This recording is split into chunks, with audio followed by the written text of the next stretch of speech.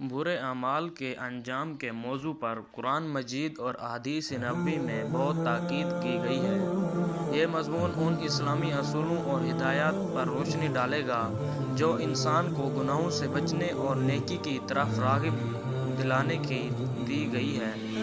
مضمون میں قرآن پاک کی آیت اور حضرت عمر بن خطاب رضی اللہ تعالی عنہ کی مشہور حدیث کا حوالہ بھی شامل کیا جائے گا تاکہ اس بات کا واضح ثبوت دیا جا سکے کہ برے اعمال کا انجام نہ صرف دنیاوی زندگی بلکہ آخرت میں بھی سخت نتائج کا باعث بنتا ہے۔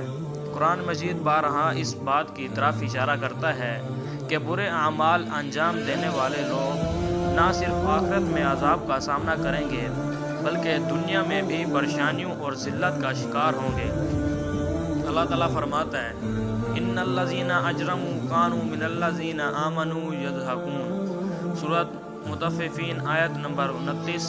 یہ آیت ان لوگوں کی نشاندہی کرتی ہے جو دنیا میں گناہ کر کے خود کو محفوظ سمجھتے ہیں لیکن آخرت میں وہ رسوائی اور عذاب کا شکار ہوں گے۔ اللہ تعالیٰ نے سورہ زمر میں ارشاد فرمایا یہ آیت ان لوگوں کے بارے میں ہے جنہیں برائی اچھی لگنے لگتی ہے۔ ایسے لوگ خود فریب میں مبتلا ہو کر ہدایت سے دور ہو جاتے ہیں اور ان کا انجام آخرت میں بدترین ہوگا۔ قرآن مجید میں بارہا ذکر کیا گیا ہے کہ شیطان انسان کو گمراہ کرنے کے درپے ہے۔ شیطان کی پیروی کرنے والے لوگ گناہوں میں ملوث ہو کر دنیا اور آخرت دونوں میں ناکام ہوتے ہیں۔ اللہ تعالیٰ نے سورۃ بقرہ میں فرمایا یہ آیت یاد دہانی کراتی ہے کہ ہر شخص کو ایک دن اللہ کے سامنے پیش ہونا ہے اور وہ دن ان لوگوں کے لیے سخت ہوگا جو دنیا میں گناہ کرتے ہیں۔ حضرت عمر بن خطاب رضی اللہ تعالی عنہ سے روایت ہے کہ رسول اللہ صلی اللہ علیہ وآلہ وسلم نے فرمایا اعمال کا در و مدار نیتوں پر ہے اور ہر انسان کو وہی کچھ ملے گا جس کی اس نے نیت کی ہوگی۔ یہ حدیث اس بات پر زور دیتی ہے کہ انسان کے اعمال کا انجام اس کی نیتوں کے مطابق ہوتا ہے۔ اگر نیت بری ہو تو اس کا نتیجہ بھی برا ہوگا چاہے اعمال ظاہری طور پر کتنا ہی اچھا کیوں نہ لگے۔ رسول اللہ صلی اللہ علیہ وآلہ وسلم نے فرمایا جب کوئی قوم گناہوں میں مبتلا ہو جاتی ہے اور ان میں برائی عام ہو جاتی ہے تو اللہ تعالیٰ ان پر ایسا عذاب نازل کرتا ہے جس سے وہ سب متاثر ہوتے ہیں۔ یہ حدیث واضح کرتی ہے کہ گناہ صرف فرد کا معاملہ نہیں بلکہ معاشرتی سطح پر بھی اثر انداز ہوتا ہے۔ جب معاشرہ برائی کو فروغ دیتا ہے تو اجتماعی عذاب نازل ہو سکتا ہے۔